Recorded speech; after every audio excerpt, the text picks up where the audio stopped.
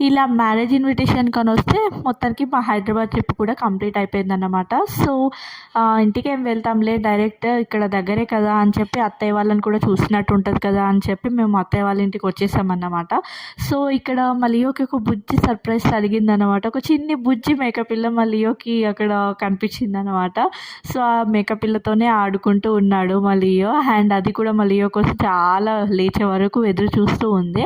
And next day నేను మా అమ్మ వాళ్ళ ఇంటికి వెళ్ళిపోయాను. అండ్ మా అమ్మ వాళ్ళు అమ్మో ఎప్పుడైనా అంతే, ఇంకా పిండి వంటలు స్టార్ట్ చేసేసారు. వెళ్ళేటప్పుడు తీసుకెళ్తుంది కదా, అక్కడ ఏం కష్టపడకూడదు, ఏం స్నాక్స్ లాంటివి ఏం చేయకూడదు అని చెప్పి ఇలా ప్రిపేర్ చేస్తూ ఉంటారు వచ్చినప్పుడల్లా. ఎవరు మమ్మీ వాళ్ళైనా అంతే కదా, సో స్వీట్.